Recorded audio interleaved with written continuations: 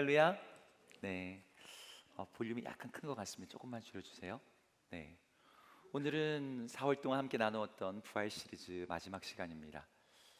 오늘 우리가 읽은 본문은 앞뒤의 맥락을 저희가 조금 빼고 읽어서 이게 무슨 본문인가 싶겠는데요. 그 예루살렘의 오순절날 그리고 그 이후에 있었던 한 사건을 가지고 오늘 본문이 다루고 있어요. 예루살렘에서 한 놀라운 기적이 일어났습니다. 사람들에게 정말 이전에는 경험하지 못했던 아주 이상한 현상이 일어난 거죠.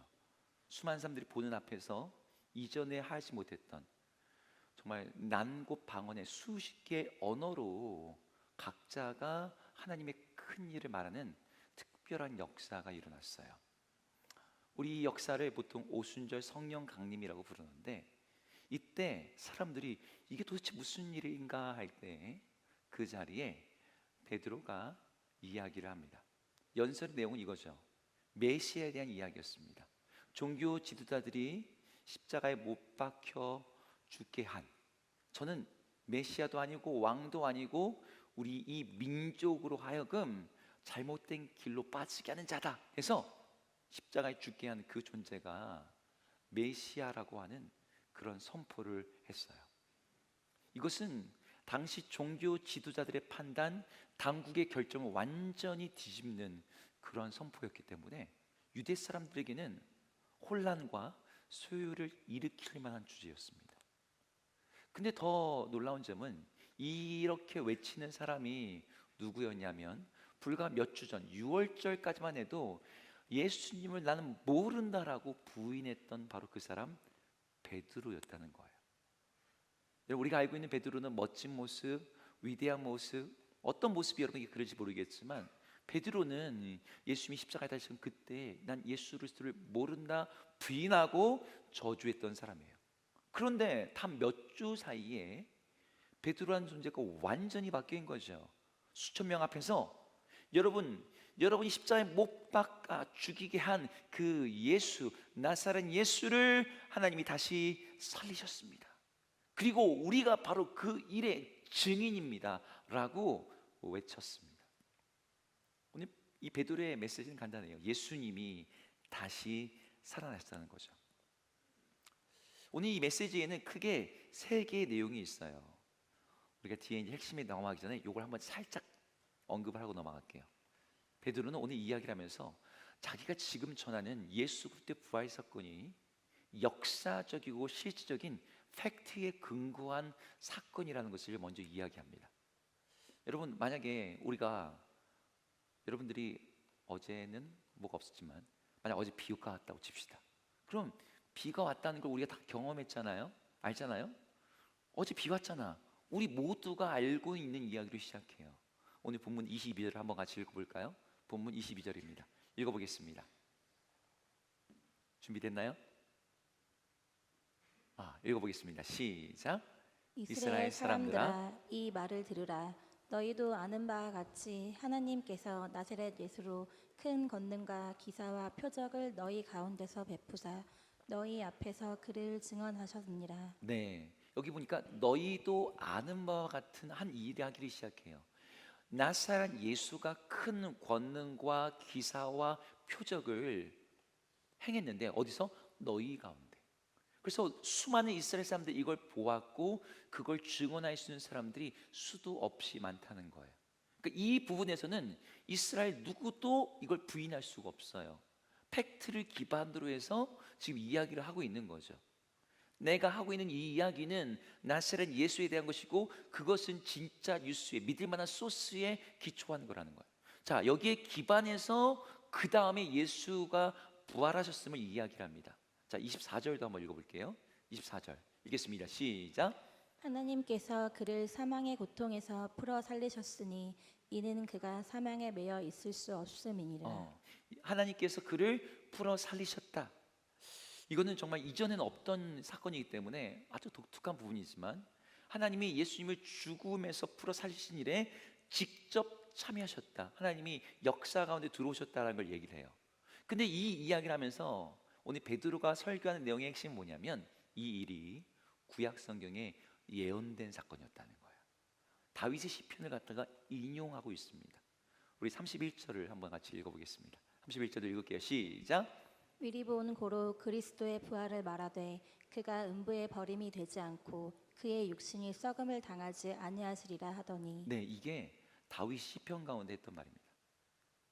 그 베드로는 지금 사람들에게 제가 너희에게 지금 하는 이야기 잘 들어봐. 나사렛 예수가 죽음 가운데 다시 살아나셨어. 근데 그분의 살아나심은 너희가 나사렛 예수에 대한 경험이 있잖아. 그분이 했던 기적들을 봤잖아. 근데 그분이 부활하실 것에 대한 예언까지도 구약 성경에 예고가 돼 있어. 우리가 방금 읽음의 본문에 보면요, 다윗이 하나님의 거룩한 자를 일으키시는 그것 때문에 죽음 가운데 소망을 갖고 기뻐하고 그 미래를 봤다는 내용들이 잔뜩 있습니다. 이런 이야기를 하면서 오늘 베드로가 자신을 어떻게 얘기하냐면, 나는 이 부활에 대해서 너희들에게 설명해 주는 사람, 설교하는 사람, 이런 존재가 아니라 나는 누구다? 증인이라는 단어를 사용하고 있어요. 여러분, 증인이라는 단어를 여러분 다 아시죠? 네, 우리가 법정 드라마 같은 거 볼 때 증인의 역할이 굉장히 중요하지 않습니까? 당신이 봤습니까? 당신이 뭘 들었습니까? 네, 내가 눈으로 봤습니다. 대답하는 사람이 증인이죠. 증인의 진술 여부에 따라서 사건의 판결이 완전히 달라집니다. 근데 베드로가 지금 자기가 증인이다. 자기만 증인이 아니라 자기 옆에 약 500여 명의 증인들이 있음을 얘기를 하고 있는 거예요. 내가 부활하신 예수님을 직접 보았고 만졌고 경험했다. 베드로가 이 확신을 가지고 말을 하고 있었습니다. 자, 여기까지가 오늘 우리가 읽은 본문의 내용이에요. 그런데 우리가 여기서 조금 불편한 질문을 좀 던지게 될 것 같아요. 여러분, 이론상으로는 예수님의 부활을 믿고 있지 않습니까? 제가 여기서 딱 꼬집어서 묻지는 않을게요. 여러분 믿고 계시죠? 자, 난 안 믿는다, 안 믿어진다, 마음속으로 손을 살짝 들어주세요. 네, 안 믿어지는 분들 여기 있을 수 있어요. 근데 여기에 지금 예배 자리에 있는 분들은 대부분 예수님이 부활하셨다는 걸 믿습니다. 예수님이 다시 사셨다는 걸 믿어요. 여러분, 그걸 믿지 않으면서 우리는 예수 그리스도를 주라고 영접하지 못하죠. 그분이 죽으셨는데 어떻게 줍니까? 그분이 어떻게 우리 왕입니까? 그분이 어떻게 세상을 통치하신다고 말할 수 있습니까? 예수님이 살아나지 않으셨다면 우리의 모든 신앙 고백은요, 가짜가 돼요. 그러니까 예수님이 부활하셨다는 걸 우리는 믿고 있어요. 문제는 뭐냐면 예수님이 부활하셨다는 걸 우리가 알고는 있는데 우리는 그 일에서 증인이라고 우리 스스로를 갖다가 말하지는 못한다는 거예요. 여러분들이 알고 있는 증인의 정의는 어떤 존재죠? 증인은 어떤 사람입니까? 증인은요, 본 사람이에요. 현장에 있던 사람이에요. 경험을 한 사람이에요. 그런데 우리가 예수님의 무덤에 있지 않았잖아요. 부활하신 주님의 손을 만진 적도 없잖아요. 우리는 그 현장에 없었는데 어떻게 증인이 될 수 있나 이렇게 생각할 수 있죠. 근데 성경에서 말하는 증인이라는 단어의 의미는 우리 생각과는 조금 다릅니다. 여러분, 구약 성경에서 증인이라는 단어는 히브리어로 에드라는 단어를 사용해요. 이 단어가 두 가지 의미가 있어요. 몇 가지? 두 가지입니다. 첫 번째는 우리가 보통 사용하는 법정에서의 증인이에요. 그럼 법정에서는 증인이 뭐랍니까? 자신이 본 걸, 자신이 들은 걸 진실하게 말을 하죠. 이 있습니다, 기각합니다. 그 사이에서 증인은 자기의 본 것을 말을 해요. 그런데 구약에서 에드라는 단어는 이러한 법정에서의 역할 말고 다른 의미로 또한 사용됩니다. 구약 성경에서 하나님이 이스라엘 백성을 너희는 나의 증인이라고 말을 하거든요. 아니, 하나님을 본 적이 없잖아요. 그들이 하나님을 볼 수도 없잖아요. 그런데 그들이 증인이라고 말할 때 여기서 증인은 하나님의 일하시는 것을, 하나님의 말씀을 기억하고 선포하는 사람. 이거 좀 더 디테일하게 얘기하면 하나님의 구원의 사역을 경험하고 그것을 세상에 드러내는 역할을 하는 사람을 증인이라고 말해요. 그러니까 법정에서의 증인과 성경에 말하는 증인의 역할이 약간 다른 거죠. 법정에서의 증인은 경험하고 그것을 진술하는 자라고 한다면 이 성경에서의 증인은 기억하고 그것을 선포하는 사람이라는 의미에 더 가깝습니다. 그런 점에서 우리가 부활의 증인이 된다는 것은 내가 그 현장이 없었는데 어떻게 우리를 증인이 되라고 말씀하시지? 이런 의미를 넘어서 내가 그 현장이 없었지만 그 부활의 현장에 있던 사람들, 그 사람들의 그 증언을 가지고 그것을 내가 판단하여서 그 증언을 전수받은 걸 내가 기억하고 그것을 후대에 전파하고 세상에 선포하는 사람을 성경은 증인이라고 부르는 거예요. 다시 말할게요. 성경에서 말하는 증인은 기억하는 사람, 증언하는 사람, 선포하는 사람입니다. 그러니까 우리는 이 역할에 함께 참여할 수 있는 지금 이곳에 있는 거죠. 그런데 여러분, 우리는 이 정도의 역할도 사실 부담스럽고 많은 분들이 힘겨워해요. 아니, 굳이 내가 부활의 증인이 돼야 되나? 그냥 교회만 다니면 되는 거 아닌가 싶은 마음이 있는 거죠. 그래서 제가 이 부분에서는 여러분에게 굳이 제가 설명을 하지 않아도 될 것 같아요. 왜냐하면 여기 이론이 없거든요. 부활의 증인이 된다는 것은 선택사항이 아니라 주님의 명령입니다. 마태복음 28장의 대위임령에는 땅끝까지 이르러 내 증인이 되라고 얘기를 해요. 여기 땅까지 내 증인이 되라는 것은 여러분들이 믿는 것에 대해서 여러분은 그렇게 살 수밖에 없고 그걸 진술할 수밖에 없고 거기에 합당한 존재가 될 수밖에 없어요. 그 삶의 방식이 증인이라는 거죠. 이 죽음의 세상이 끝날 거라는 거, 생명의 나라가 시작될 거라는 거, 그 생명의 나라가 이곳에서 예수 그리스도를 믿음으로 말미암아 우리 안에 시작된다는 거. 여러분, 이건 예수 그리스도의 부활을 믿지 않는 사람들은 할 수 없는 일이고 그걸 믿는 사람들은 당연히 나오게 되는 일인 거예요. 한국 사람들이 한국어를 하듯이 그리스도인들은 부활의 증인이 될 수밖에 없는 거죠. 근데 많은 사람들이 이 부활의 증인을 약간 별개의 행동이라고 생각합니다. 여러분, 인스타 있습니까? 계정을 가지고 있다고 쳐요. 로그인을 했습니다. 근데 실제로 활동을 안 하는 거죠. 프로필에는 예수님 팔로우라고 써있지만 실제로는 예수님의 그 피드에다가 댓글도 달지 않고 좋아요도 누르지 않고 게시물도 올리지 않아요. 그냥 로그인만 해놓은 그냥 스클로 그냥 다른 사람 것만 보는 그런 유령 계정 같은 신앙생활. 실적인 참여가 없는, 그냥 보기만 하는 거죠. 여러분, 부활의 증인이 된다는 것은 참여하는 것이거든요. 그 일에 내가 나의 의견과 나의 발언과 나의 어떤 그 고백을 드러내고 표현하는 거예요. 인스타그램에서 유명인을 팔로우하는 거하고 그 사람의 진짜 친구가 되는 것은 완전히 다르듯이 내가 예수님에 대해서 아는 것과 내가 그분이 증인이 된다는 것은 완전히 다른 거죠. 근데 많은 사람들이 이 부활의 증인이, 예수 믿는 사람 당연히 부활의 증인이 되는데 그게 왜 안 되느냐? 부활을 지식으로만 알고 있어요. 그냥 공부하듯이 예수님이 죽으시고 3일 만에 살아나셨대. 근데 그게 내 삶 속엔 체험이 되지 않는 거죠. 어떤 사람은 부활의 능력이 뭔지 경험은 있긴 하지만 그걸 말할 용기가 없는 분들도 있어요. 뭐 여러 가지 이유가 있지만 문제는 간단합니다. 우리에게 부활에 대한 지식과 정보가 없어서라기보다는 실제 행동하지 않는 게 문제인 거예요. 여러분들이 축구의 룰을 여러분 대부분 아실 겁니다. 여자분들도 요즘 다 알아요. 근데 여러분들이 축구라는 걸 경기를 내가 즐기려면 축구의 룰을 알아야 되고 그 축구 경기를 우리가 유튜브나 이렇게 봅니다. 그런데 진짜 축구장에 가서 응원하는 것과 그냥 유튜브로 보는 건 완전히 느낌이 다르거든요. 증인은 단순한 관람자가 아니라 그 현장에 참여하는 사람을 가리켜요. 우리 삶에 그런 참여를 하지 않으면서 우리는 이 부활의 능력을, 부활의 시적인 삶에 참여하는 것이 불가능한데 이게 없다는 거죠. 자, 그러면 여기서 이제 설교의 핵심입니다. 우리가 어떻게 부활의 증인으로 살 수 있을까요? 살아야 된다는 건 뭐 명령이니까 그렇게 알겠는데 그게 그렇게 안 사라지는데 어떻게 살 수 있을까? 오늘 본문에는 아주 흥미로운 점이 하나 있어요. 여러분, 사도행전을 보면은 베드로가 오늘 지금 설교를 하고 있는데 베드로가 부활하신 예수님을 만났잖아요. 근데 예수님을 보는 기간이 얼마큼이었냐면 40일이었습니다. 40일 동안 예수님과 대화도 하고 교제도 하고 그분을 봤어요. 그분을 만졌어요. 그분과 함께 식사를 했습니다. 근데 그 40일 그리고 이후에 10일의 시간 동안 베드로는 부활에 대해서 말한 적이 없습니다. 부활의 증인이 되지 못했어요. 부활의 증인이 되는 문제가 경험만으로 안 되는 다른 요소가 있었다는 거죠.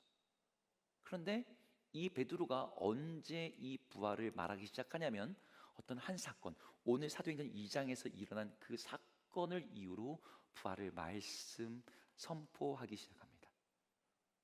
그 사건이 무엇이냐? 사도행전 1장 8절에 그 사건을 이렇게 정의하고 있어요. 함께 같이 읽어볼까요? 읽습니다. 시작. 오직 성령이 너희에게 임하시면 너희가 권능을 받고 내 증인이 되리라. 아멘. 여기에서 뭘 얘기합니까? 너희가 내 증인이 되리라 할 때 이 앞에 어떤 조건이 되는 내용이 하나 있습니다. 뭐예요? 오직 성령이 너에게 임하시면 이 일이 일어난다는 거예요. 그 부활의 증인됨에 있어 중요한 것은 경험이 아니라 성령인 거죠. 성령이라고 하는, 성령이 우리에게 임하시는 이 조건이 충족될 때만 우리가 부활의 증인이 될 수 있다는 거예요. 여러분, 실제 법정에서도 누가 증인이 됩니까? 현장에 있다고 다 증인이 됩니까? 현장에 있다고 다 증거하겠습니까? 이렇게 얘기합니까? 아니죠.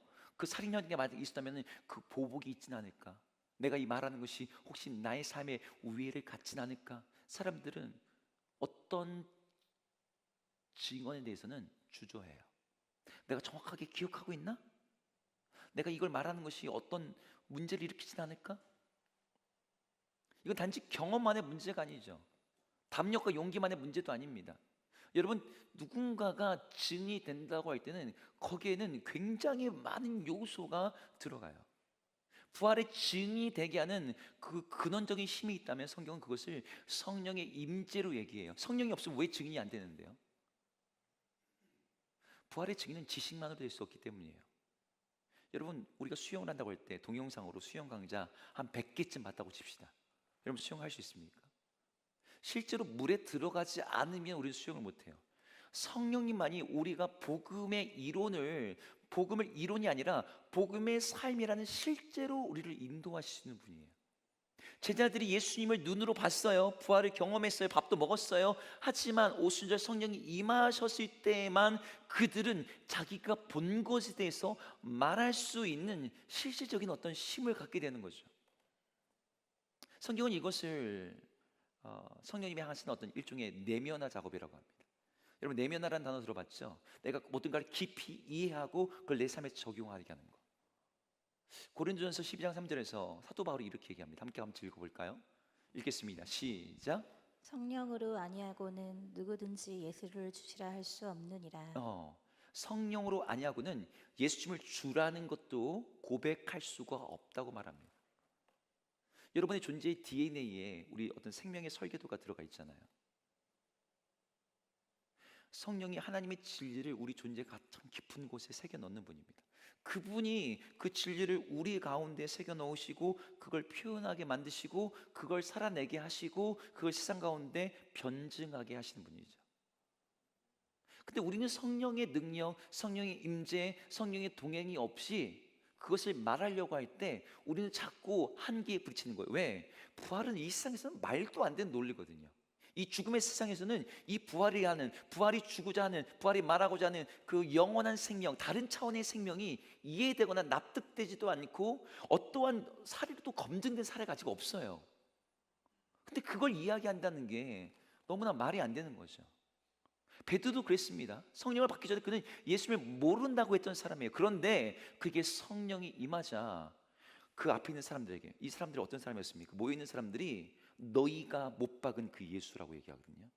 그 사람들은 예수님을 못 박는데 소리를 쳤던 사람들이고 예수님을 죽이는데 일조했던 사람들인데 그 앞에서 담대하게 너희가 못 박은 그 예수를 하나님이 살리셨다라고 말하게 된 거죠. 말씀을 정리해 봅시다. 부활의 증인이 된다는 것은 우리에게 뭔가 특별한 체험이 필요하다는 게 아닙니다. 우리가 어떤 걸 경험해야 된다는 게 아니에요. 부활의 증인에게 정말 필요한 것이 있다면 우리에게 성령님이 오시고 그분이 우리 가운데 그런 힘과 능력을 주시는 일이 필요하다는 거예요. 따라서 우리는 성령님을 기다리고 갈망해야 되는 거죠. 성령님, 내게 오셔서 이 부활의 예수님을 경험하게 하시고 증거하게 하시고 내 삶 속에 체험하게 하여 주옵소서. 이분이 기다린다는 건 수동적으로 그냥 언제 오시려나 이게 아니라 그분을 적극적으로 사모한다는 거예요. 성령님을 기다리는 사람들은 결국 빈손으로 끝나지 않습니다. 기다림이 준비의 시간이고 그 사모하는 것 자체가 사실 성령의 역사거든요. 성령이 없는 부활의 지식은 충전이 안 된 그런 보조 배터리 같아요. 용량이 많으면 뭐 합니까? 그 안에 채워진 게 없는데 쓸모가 없는 거죠. 그냥 벽돌이죠. 하지만 성령께서 오시면 부활은 단순한 과거 사건이 아니라 지금 우리 안에서 역동적으로 일어나는 그런 능력이 되는 거예요. 부활 시리즈 오늘 마지막인데 여러분 이 시대에는요, 여러분들이 얼마큼 종교적 지식을 많이 갖고 있냐를 세상이 요구하는 게 아니에요. 사람들이 원하는 건 진짜 살아있는 체험, 고백, 표현들입니다. 제가 여러분에게 몇 번 얘기했던 거 있지 않습니까? 제가 너무 많이 얘기해서 홍보하는 것 같아서 그렇지만 박찬호 크림, 저는 그 효과를 너무 해봐가지고 어디 가서 몸 아프다, 목 삐었다, 근육통 있다, 그러면 제가 그거 막 제 돈으로 사가지고 막 발라줍니다. 아무리 좋다고 해도 소용없어요. 그거 말을 해보고 경험하게 해야 되죠. 여러분, 우리 안에, 예수님 안에 있는 그 부활이 실질적인 능력의 어떤 역동적인 드라마가 되는 것은 그 죽음에서 이기시고 살아나신 예수님이 우리 안에서 살아 계실 때 가능합니다. 그냥 로그인만 한 신앙, 그냥 기독교 팔로워만 된 그런 신앙이 아니라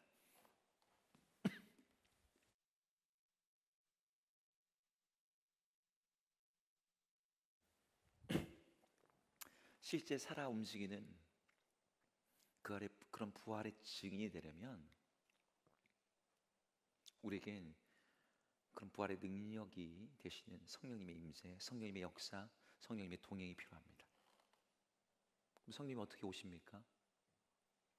여러분, 어렵지가 않습니다. 여러분들이 그분을 구하면 돼요.